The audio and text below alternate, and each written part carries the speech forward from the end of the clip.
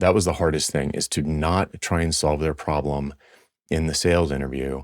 Just listen to the business case and then come up with clever ways to achieve that business case really as easily as you possibly can. So you're looking for smaller projects, not bigger projects. It's a complete mind shift.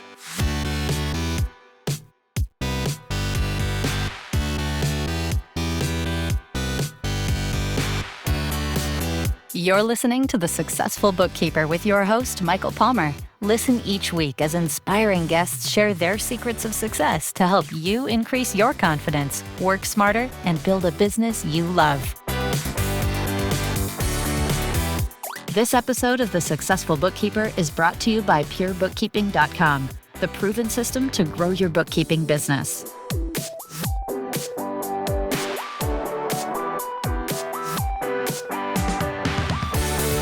Welcome back to the Successful Bookkeeper Podcast. I'm your host, Michael Palmer, and today's show is going to be, I believe, an amazing one. Our guest is the author of Hourly Billing is Nuts. I should have said this episode's going to be nuts.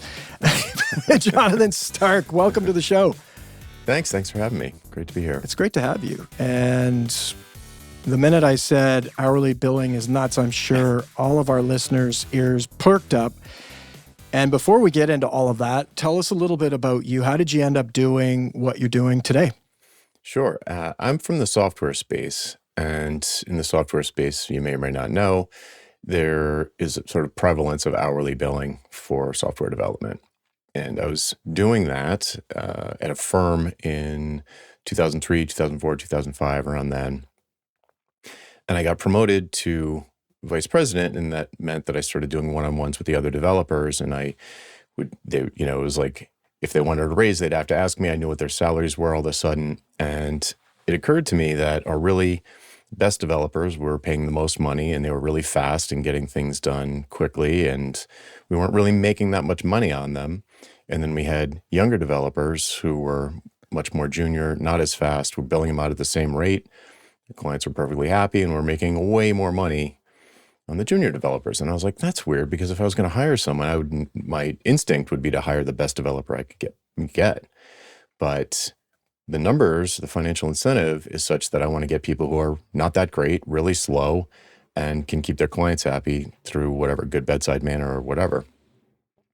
And I was like, this makes no sense to me. So I sort of went off on my own to figure out what to do instead, because it became clear to me that the problem was hourly billing. And if we weren't billing by the hour, then the really fast, good developers, the experienced people, would be much more profitable, because they would finish fast and do a good job and keep the clients really happy. We could do more projects, and we wouldn't be penalized for their expertise. So like I said, I went off on my own and wanted to find out what the alternative. I didn't even know what to do instead of hourly billing. I had no idea. That's the baseline. So that's how I ended up. That was the beginning of the journey, and then that was obviously 20 years ago. So things have happened in the middle. But Wow. Yeah. Wow. And so that was I'd love to know how long it took you to solve the problem. You didn't know how to solve it. Was this a multi-year venture that you had to figure this out, or did this come quickly?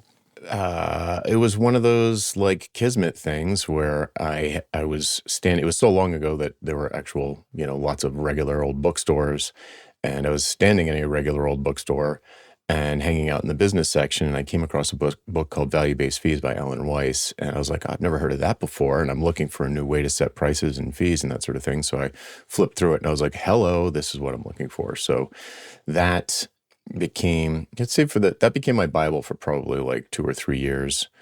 And it's not really for software developers. It's more like for management consultants. And it's sort of, but there's so many good basic principles in it, that I was able to apply them to my business over the course of the next, even in the first year, I did great using these approaches, even though I wasn't using them exactly right. It took some time to break my habit of hourly billing. But even just switching to fixed prices was a huge improvement in my business over what hourly felt like. So I actually made more money, and I had better relationships with my clients. So I was like, wow, this is great. And then over time, I got even better at really understanding the principles. It took a while to undo the old style, trading time for money thinking and getting into more of a value-based mindset. It's a tough mindset shift to make, but yeah, it was great right away. So Yeah, that's powerful. So, that was kind of the secondary question too. Would be, it's not easy. What you're shifting a way of thinking. What was that like for you? You picked up this book. You're starting to apply this in the first year. Was there some low hanging fruit that was easier than others, or how did you get mentally prepared to actually change it? yeah, so the concept is pretty straightforward, but I found that the habits were the hard part to break. So the concept is, instead of setting prices for whatever project you're going to do or whatever client assistance, whatever they're looking for, instead of setting the prices based on how long it's going to take you to do it, you set prices based on what's in it for them, like how valuable it is for them. And the way that it used to work when I would have a sales meeting with a new prospect or a client is we'd jump on the phone, and in the hourly billing model, when I was talking to them on the sales call, I'd be trying to uncover as much scope as possible. What are all the things that they want me to do? What are all the things that they don't even know to ask me to do that I'm going to have to do? And I was trying to collect this sort of like basket of hours that I was then going to put into an estimate and say, well, I think it's going to take about 100 hours to do all of these things, and the things that support the things that you asked for. Does that sound acceptable? Should we do it? So the shift was even when I was consciously and rationally trying to find out, well, why would you do this project in the first place? Why not do it? Why not do something cheaper? Why not hire someone cheaper? Why hire someone expensive like me? And ask all of these uncovering sort of value uncovering questions. I was still also in my almost subconscious level trying to figure out the scope at the same time. I was already trying to solve the problem in my mind while we're still talking. I hadn't written a proposal yet or anything. And that is the habit that I had a hard time breaking. But eventually it's sort of like, I'd be like, oh, I'm still scoping in the sales meeting. And then I'd get better at it. And then I'd have another sales call. I did it again. I scoped in the sales call.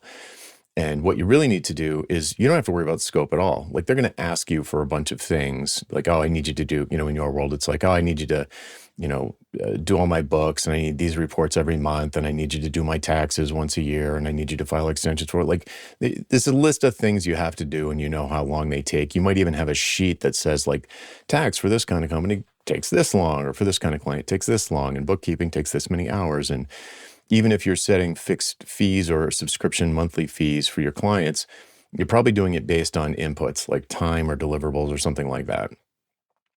And once I got away from that, and I was focusing way more on the business problem that they were trying to solve, or the business opportunity that they were trying to capture, I could say, okay, it might be big, it might be small. Value pricing doesn't automatically mean you can raise your fees. It just means that you're going to set your prices based on what something is worth to the buyer. So you could talk to this client, and they could say, oh, well, we want these things. This is the value that we're going to get out of it. And you say, okay, if the value is X, then I can come up with some prices that are a small fraction of X.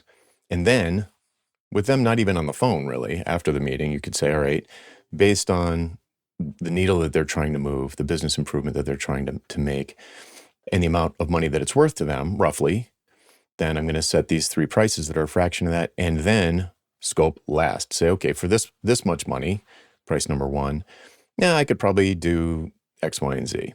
But for this higher price, I could do X, Y, and Z plus A, B, and C. And then at this even higher price, I could do full alphabet, like the full court press. So it's 180 degrees different than what almost everybody out there, every independent professional does, which is think about how much time it's going to take me to do this, give them an estimate or a price based on the hours, so cost plus basically, and then the client can sort of take it or leave it based on what they think the thing is worth to them.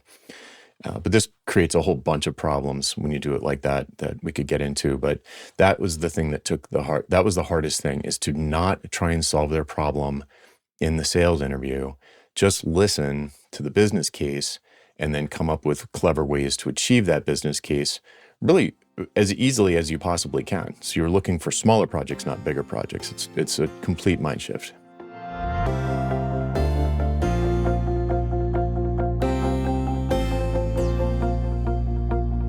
It's very interesting. And when you did that, you had a few challenges, but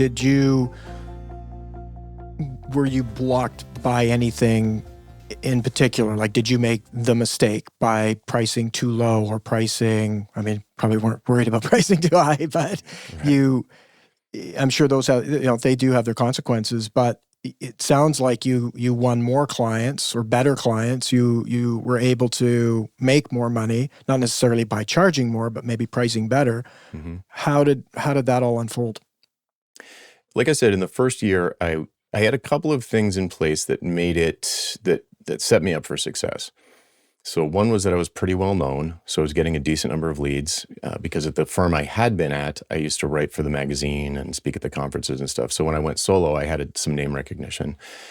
And so that was really good. The clients that I was attracting were already pretty good clients, like good clients in the first place.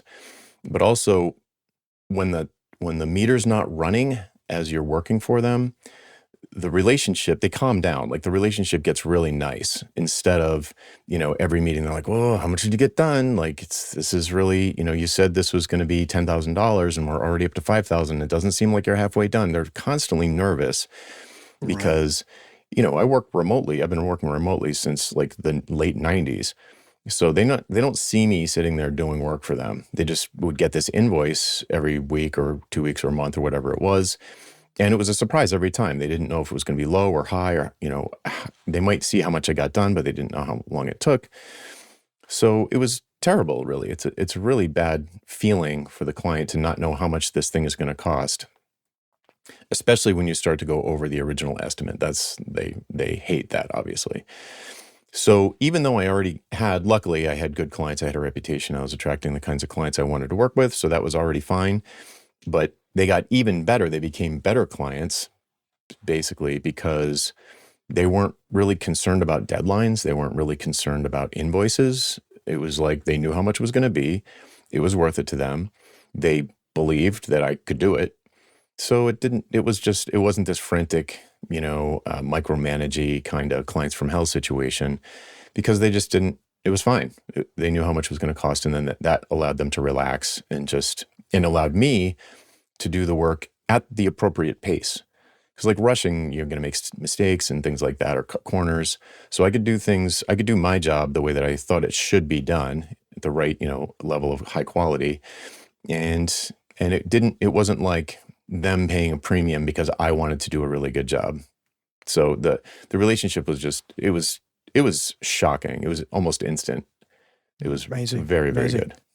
I can see where, you talked about scope, like you're scoping in your head around time and inputs and outputs and how much is this going to cost to build this thing versus digging into those outcomes. Like you're scoping the outcome versus scoping what it's going to take to build it. Right. And when you do that and you're really clear about the outcomes, then everybody kind of knows what's coming. Your job is to make sure you deliver on what their expectations are versus just running the clock and here we go, we got this far and here's what you have. Mm-hmm. And I could see that being really powerful in the bookkeeping and accounting industry with the question around, it's like some of your work was project-based. It's like there's a very clear end to the work. It's like we're going to build a widget, let's say. Mm-hmm. Widget needs to do this. It's going to make our business run faster. When bookkeepers and accountants are on this recurring, there's always something to do, always something coming in, always surprises, perhaps business grows, things are constantly changing. I'm sure this isn't the first time you've heard this, but that would be a question I'm sure our listener is asking. Sure. So I do think value pricing is the best fit for project-based work because it has because like you said, there's a beginning, a middle, and an end. There's some success metric where you can declare victory on the project because, not necessarily because everything that they wanted built got built, all the things that they asked you to do got done, more so that the business outcome that they were looking for has been reached. So, if there's I'm guaranteed there's parallels to this in the accounting and bookkeeping space, but it probably doesn't look like, enter all of my receipts every month and type it in. That's more of a maintenance thing. But surely there are projects where, I don't know, maybe someone's getting audited or there's some I think kind cleanup of, jobs would fall into that. Like new clients, cleanup jobs would be 100% a sure. project like you've described. Yeah, initial setup of books in the first Set place. I up. remember paying people to Yeah. do that for me. Yeah. And So then I think there are those outcomes. And I guess I'm kind of answering my own question, but just thinking that along what you've said, and those go really hard on exploring and understanding their outcomes might not be even related to the software you're building or the bookkeeping or accounting work that someone's doing. It's right. more about the bigger picture.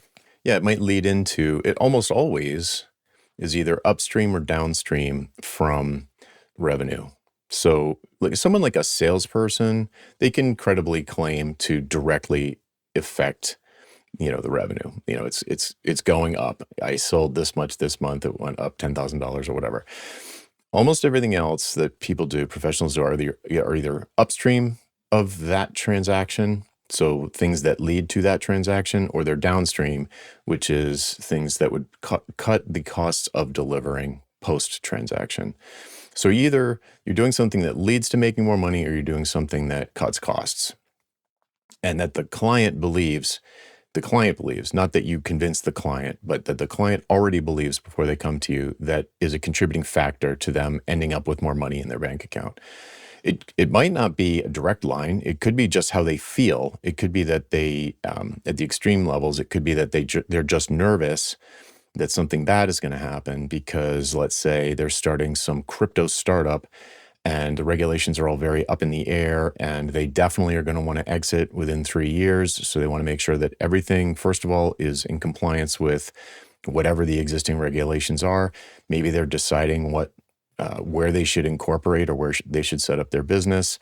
And then they want to make sure that all of their first of all, everything's set up properly, and then all their ducks are in a row, so that if somebody does, come around sniffing and they want to do due diligence on the business, everything's like ready to go, it's cleaned up, and there's not going to be a big delay.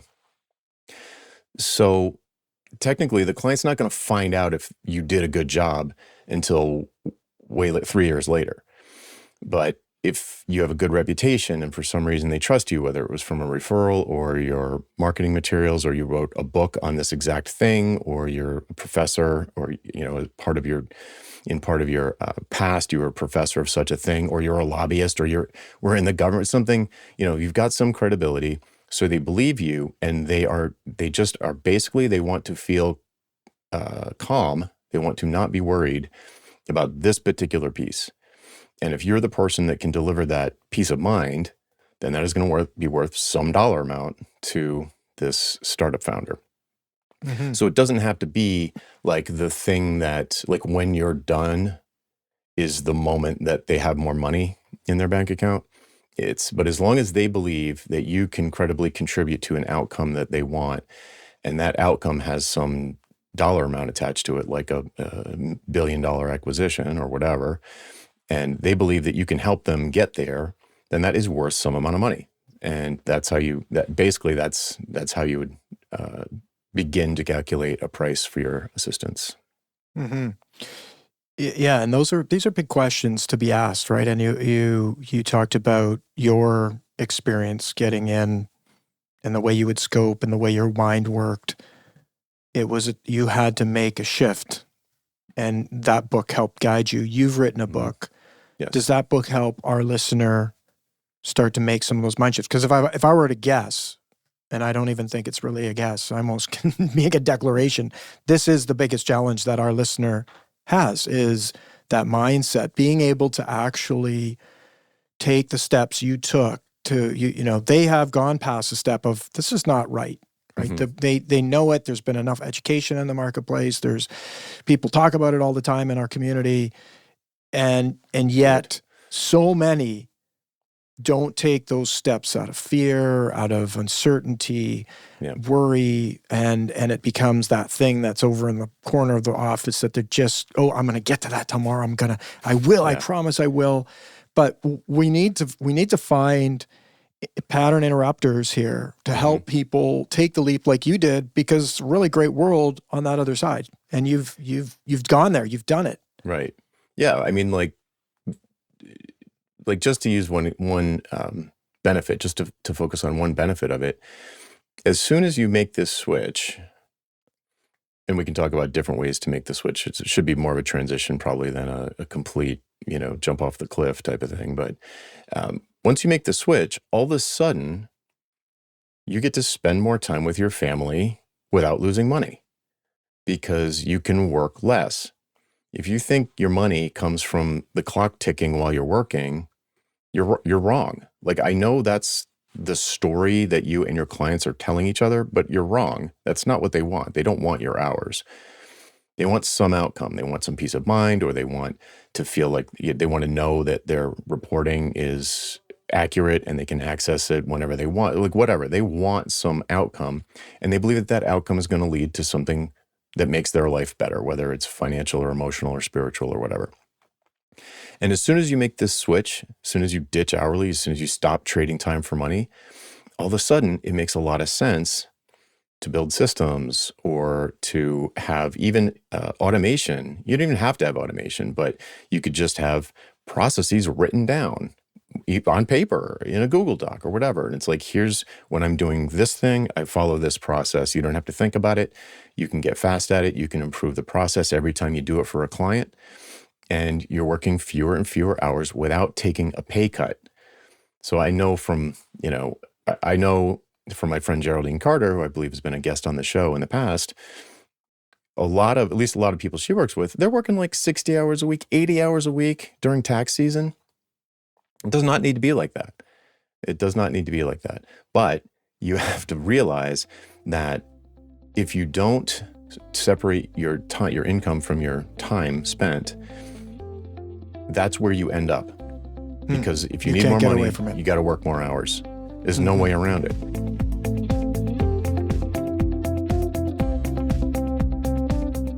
Stuck. And that there is beautifully said, and a great outcome for anyone to get. And I think it's an interesting topic as well right now with AI and everything that's happening in the world, is that people think, like I heard someone say it recently, they're 10 times more productive with AI. They can produce 10 times more results with the same amount of time that they're putting in. Mm-hmm. Now, someone might think, well, geez, you need to charge less then. Right. And it's like, actually, no, I'm 10 times more powerful and more valuable in that time. So, people have always been relating in this community to AI is going to help, we're going to be out of a job, right? Or we're not going to have anything to do, or, the jobs will change for sure. Right. But you're actually becoming more powerful, more effective, more productive. And you've outlined that with systems and processes, because they don't want your time. And if you believe that, then you will be put out of business. But if you believe, and I've got these Q-tips here or whatever, kids put stuff, I put stuff on I'm like stab myself with these things my kids put on my desk because I fiddle with them. But the people who embrace it, they get that whole outcome piece that you've been talking about. That's where even more, they can do so much more. They can help them get there faster. They can do all these things, and they become more valuable. So it's like you should have to pay them more, right? Yeah. So it's an interesting flip of thinking that's happening, I think, for those who take it. And for those who don't, it's exactly as you've outlined, that they will always be under the clock. Yeah, I mean, I'm no AI booster. I use it a lot. If it disappeared tomorrow, if it got regulated out of existence, I wouldn't care. It's fine. I don't care one way or the other. But if it does stick around and it does produce the kinds of outcomes that people claim it will, and in some cases, I do see massive increases in productivity, even just for myself, depending on what you use it for.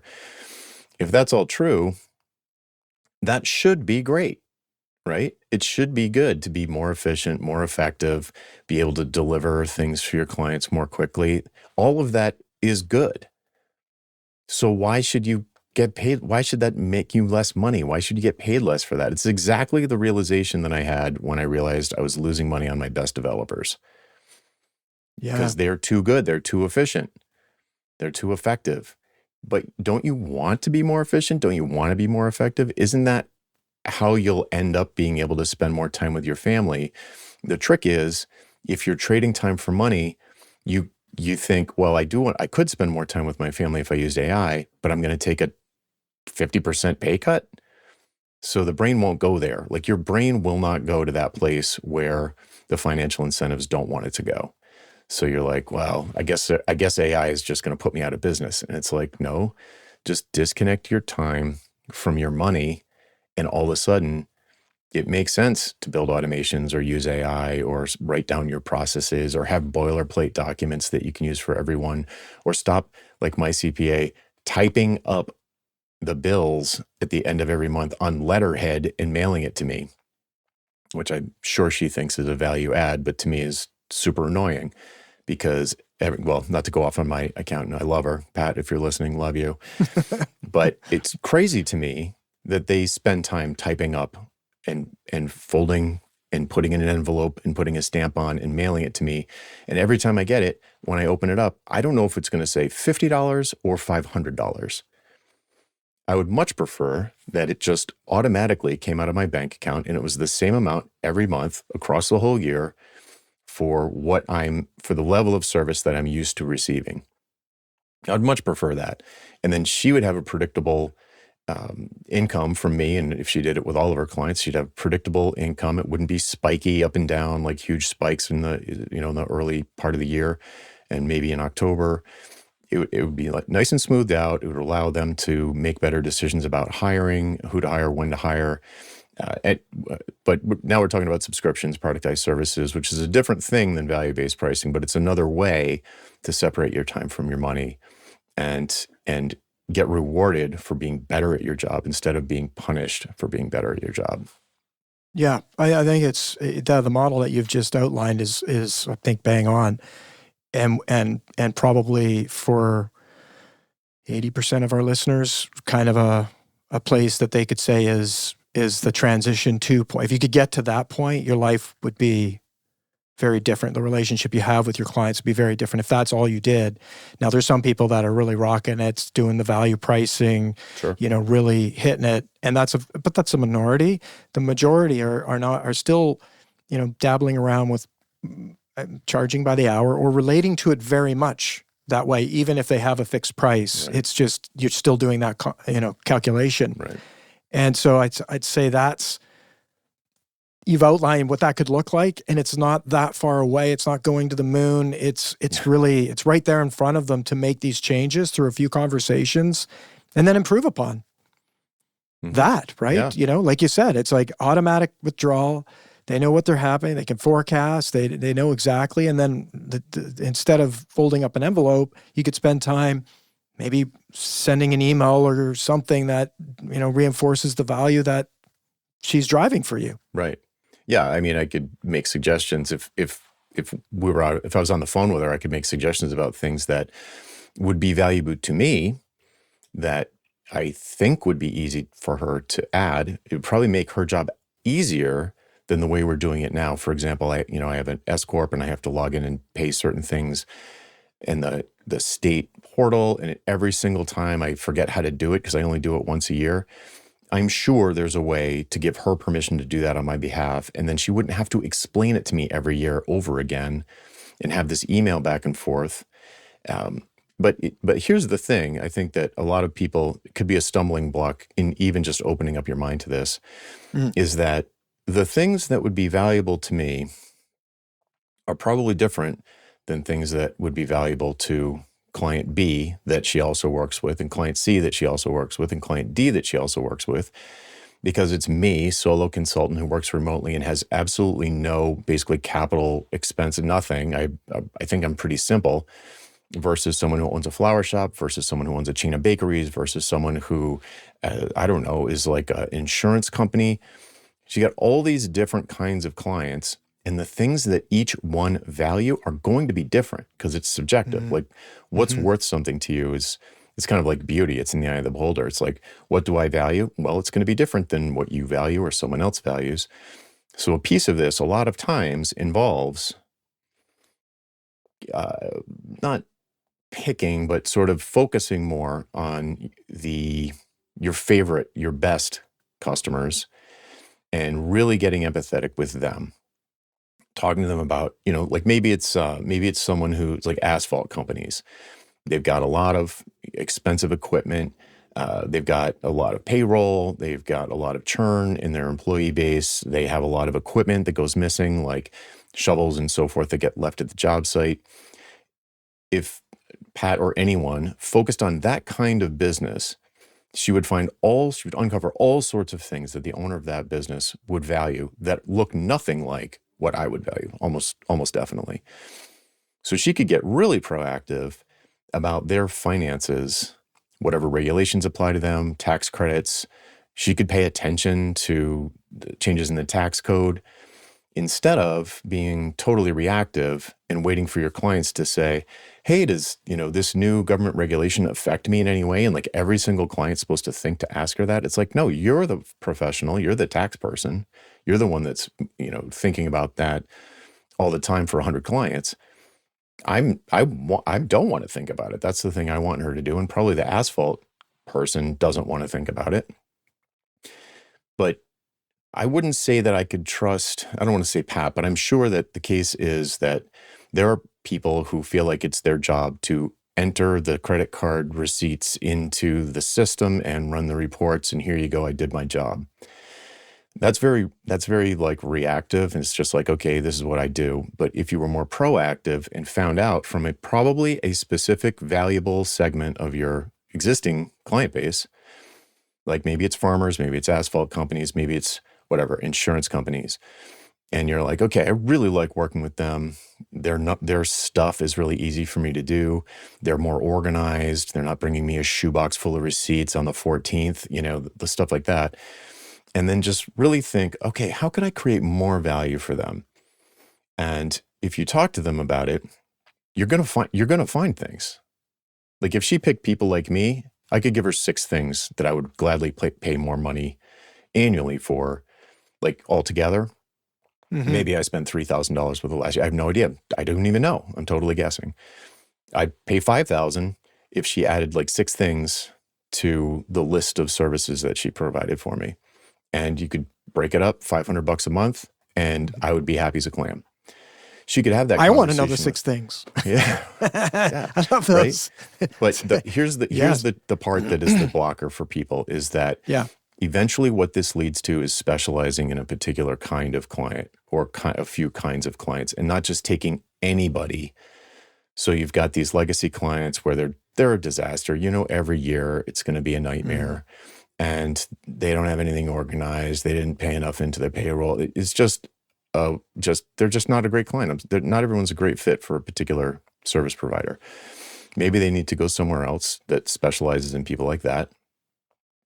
And if you can sort of start to redeploy your less favorite clients, your least attractive clients back into the market, and focus more on the ones that are you're in your sweet spot where it's really strong. You can deliver unique value to these people because you're really focused on their world. Then the sky's the limit. Honestly, that's the move. But it won't change anything if you're still billing by the hour. Like you have to stop doing that. Yeah, it sounds like a two-part. And I really think what you've said is very valuable around knowing your client that you're going to change services for and modify and getting to know them. But again, if you alter the conversation as you kind of outlined how you started changing the conversation with clients and prospective clients, you're talking to them a different way, understanding different things that they will value, and then you can package and build those in. But yes, having a proper focus or niche or whatever you want to call that is going to help you do that, because you're absolutely right. The things someone might say, what happened to the stamps? The licked envelope? What the heck? I was really hoping I'd get that this week. I look forward to those. And that'll be painful to hear. Yeah. Right? Right. But it's absolutely highly probable that would happen, is that you make a shift and someone's going to be upset about it. But if you know that's the direction you're going away from, the stamp and the envelope licking to somewhere else, then you want to make sure you know who's going to value that. And maybe she does want to drill in and go deep on people like yourself, and that's where she gets the most satisfaction and value too. Right. It's just one of those times to sit back and look at the business from who do you want to work with and figure that piece out. Figure out, okay, what's that line in the sand that we can start in 2026 that will be a direction that's more towards where you're talking about, and going into that realm in 2026. And I hope this is an inspiration for our listener to do that. Getting back to your book, let's just talk about it a little bit and what people can hope to get out of it, why you wrote it. Obviously, it's one of your, kind of like, sounds like your life's work for a little while and helping people get this in their life. I'd love to hear that backstory. Yeah. So I said earlier how I went solo in 2006, January 1st, 2006, my incorporation date, and coming up on 20 years in about 2 weeks. Couple of months. Holy mackerel. Wow. And I was fairly well known. It's a small community. The software development community I was in was fairly small, maybe, 5,000 people in sort of my world. Let's say the conference, every year there's a big conference. There's probably a few thousand people, 4,000 people. It's not a lot of people. And I would speak at the conference, and I wrote in the trade journal. So a lot of people knew me, and the place I worked was a great place to work. And I was the VP, and I left to start my own thing. And so a lot of my friends and colleagues were like, "What are you doing? Are you crazy? You have it made," which I did. So I was like, well, I told them about this hourly billing is nuts thing, just the idea. I'm like, this is crazy. I got to go fix it. And I didn't want to try and fix it at the firm because I knew I didn't know what to do. And there were like 15 employees. I didn't want to drive the business into a ditch. So I was nervous about that. So I said, well, I'll go solo. I was moving anyway. So, okay, moved back to where I'm from, Rhode Island, and started this new business. And so people would check in with me and they'd be like, how's that going? I heard you're going to stop billing hourly. Did you really do it? And I'm like, yeah, I did. It was great. And they're like, how are you doing that? Because nobody likes billing by the hour. Everyone Take me with you. Some people like tracking their time, but nobody likes billing by the hour. So the clients don't even like it. Everybody just thinks it's the way it has to be done. So they just sort of hold their nose and do it. But almost nobody likes it. So when they hear like, oh, you're not doing that anymore, and they're like, wow, I want to stop tracking my time. I want to stop sending invoices in arrears. I want to stop giving these estimates up front, which are always too low. Client always ends up freaking out. So it's like, yeah. So people started inviting me to user groups and give talks just to explain how I did it. I knew how I was doing it, and I was able to answer a lot of questions about it, or at least describe how I did it. But I found that when I was talking to different, actual individuals from different companies, they had different scenarios where, they weren't as well known, or they had a lot of employees and I had none. And there were differences. And so I was like, yeah, I did this one talk in Boston, and there were about 40 people there. And we ended up going along, and we got kicked out of the room, and there were a bunch of questions I hadn't been able to get to. So I said, well, everybody just send me your email address, and every week I'll blog about this on Monday mornings. So they would send me questions, and I'd blog about it and blog about it and blog about it every Monday. And I figured it would take me about 5 or 10 weeks to really figure it out. Ended up being way more than that. And I collected those essays into a book called Hourly Billing is Nuts, which I published in 2016.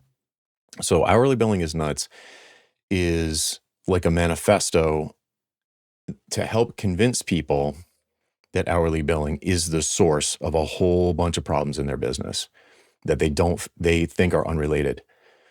So it's no solutions. I don't teach them how to do anything. It's like, look, this thing's happening, isn't it? And the reader be like, yeah. And you're like, well, here's why.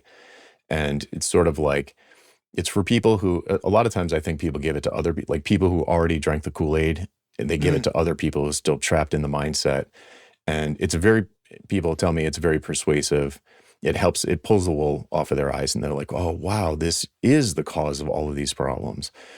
And then I've written a bunch of books since then that all revolve around the issue of like, okay, if hourly billing is nuts, what do you do next? So I have a book called How to Build Your First Productized Service that is very prescriptive, explains exactly how to build a productized service. I have another book called Learn Your Lines, which teaches you all of the basically a bunch of tons of phrases that you'll need to get comfortable with to use in this new model, because you don't know how to talk about it because it's brand new. So clients will ask you all these questions because they're also used to hourly billing. They're going to put you on the spot and you're going to be like, I don't know, Stark told me to stop hourly billing, so that's what I'm doing. That's not very persuasive. They won't like that answer. So it basically gives you all this, it's not scripts that I would use, just stuff that I, over the years, found myself saying a lot. And I just put that in a book. It's free on Amazon right now. I don't know when this is going to come out, but folks can check Amazon for Learn Your Lines. And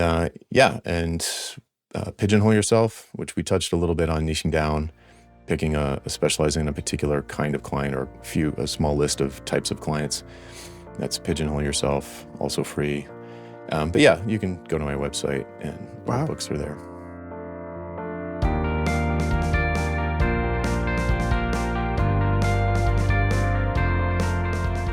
There's just a whole host of incredibly valuable pieces that we can gift our listener the knowledge today and directions to go get these books. And it sounds like some of this content is free, which is lots of it's free, which is another amazing gift from you.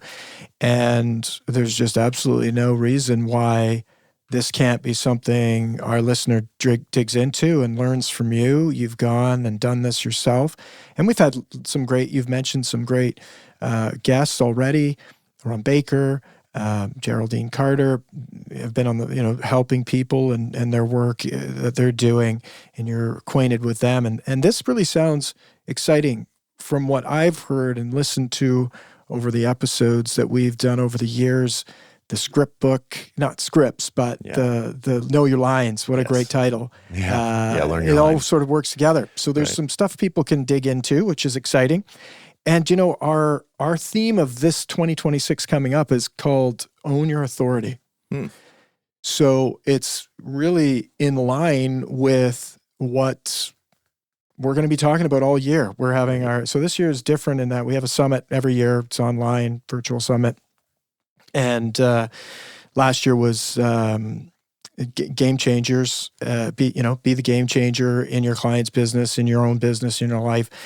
And so this year's Own Your Authority. And I don't know, it came to me, and I'm super excited about it. And this is a great episode for some great resources to help our clients own their authority. I mean, you just sort of laid it all out. I don't know, it's a little serendipitous here today. Yeah, it is. It's a huge.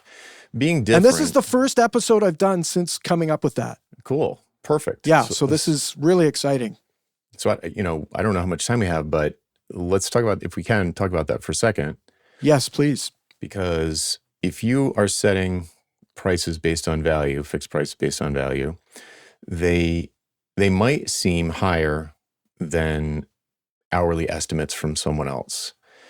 So basically, honestly, it doesn't matter how you're pricing. If you don't seem meaningfully different than competitors, you're going to be competing on price.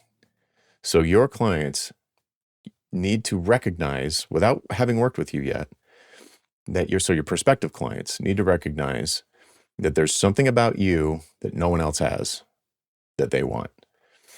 And if you don't have that, they've only got one thing left to look at, and that's how much you cost. And if that's what they're looking at, they're probably not going to pick the most expensive. They're probably not going to pick the cheapest, because that will seem like those people don't know what they're doing. But they'll probably pick the second cheapest, which means that you're constantly going to be in this battle to use this race to zero, as some people call it, to lower your prices, undercut your competitors. You have to stand out. You have to be different. And I say, don't be just one of many, be the one and only. And so that means that you need to be an authority, is one way to look at it. I define the word authority as a recognized expert. So like everyone listening is probably an expert. They're probably really good at what they do if they've been doing it for, 5, 10 years. But if you're not recognized by your clients, your potential clients, as an expert, you're not an authority. And how do you become an authority? Well, the clue is right in the word, author. So you need to write or speak or both. But doing that, if you imagine that you're going to be writing, I've been writing a daily email since 2016. I've written a bunch of books, and that's part of the reason I'm on this show, because I did that and I'm recognized as the ditching hourly guy. So what could you, dear listener, what could you be the one and only at? Probably in order to reasonably, incredibly answer that question, you are almost certainly going to have to specialize in something. You're not going to be the best bookkeeper in the world. Like, it almost doesn't make sense. So if people are asking you, like, oh, what do you do at a coffee, a cocktail party or a barbecue? What do you do? Oh, I'm a bookkeeper. I'm a accountant. You're presenting yourself as apples to apples. I'm just like all the other accountants in the barrel. Pick the one that you think is the best price. But if you say, I am I don't know, the what? It's probably going to be some kind of specialization, either in an area of tax law, something like that people care about, or it's going to be in some kind of vertical, maybe like, a Geraldine example is, Texas farmers who have over 100 acres or something like that, like a very specific, you're going to specialize and you can be the accountant for these kinds of farmers, or you can be the accountant for people who have to, I don't know, get a handicap access discount on their restaurant or whatever, their retail space. So if you are that person and no one else can basically, that's your blue ocean, like you're the only person that does that, then it's going to attract people who need that. And you can justify a high price. So if they say, well, you're twice as much as the next person, you can be like, well, go hire them. And they'll say, well, you're the one that really knows how to do this. And be like, well, then hire me. It's like, it's up to you. You can hire the best, and people credibly believe that you are the best, and you can point to it because you carved out a space that you are well known. You are a recognized authority at that thing or problem or whatever you choose. So for people that have been doing this for a long time, say you've been in running your firm for 10 years, there's probably something you're really good at already. This is really just a question of talking about it on your website, and when you meet people, whatever marketing that you're doing, word of mouth, whatever it is, going on podcasts, writing a book, whatever it is. I'm not saying everyone should write a book, certainly not right away. That's a lot of work. But, if you carve out this thing and just talk about it, then you can start to become an authority, and you can own it. You can actually own it.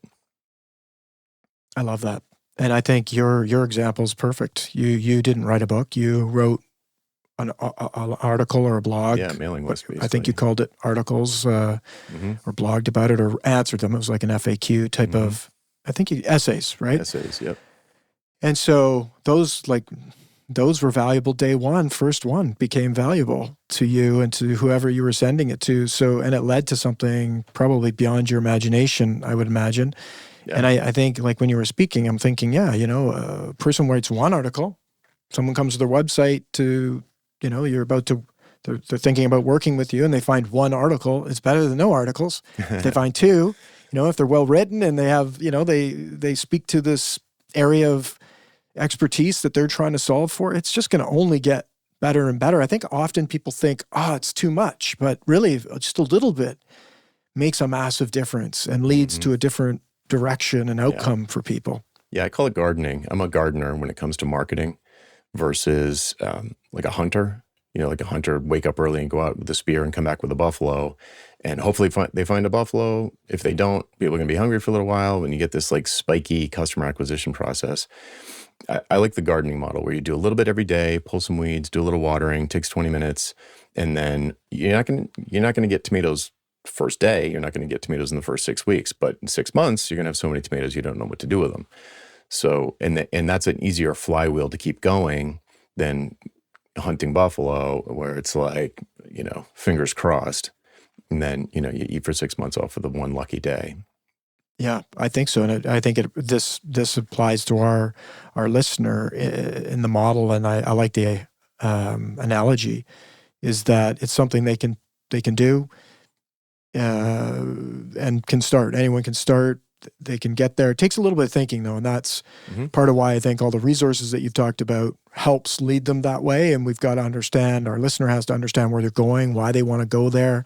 You've helped to outline that in this episode, but there's much more that you can offer them by going to your website and getting access to some of these great resources. Yep, jonathanstark.com/free.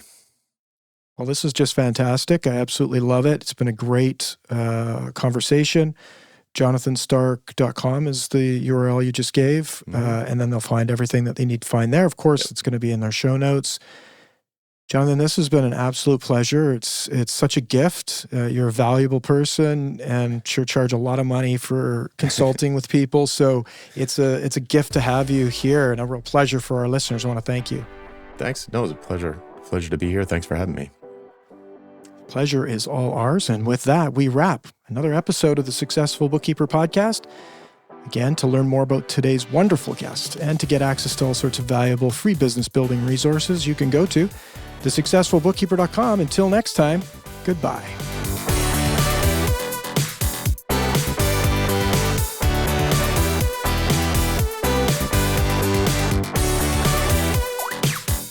You've been listening to The Successful Bookkeeper with Michael Palmer. For more information and to download the resources mentioned in this episode, please visit us at thesuccessfulbookkeeper.com. Thank you for listening.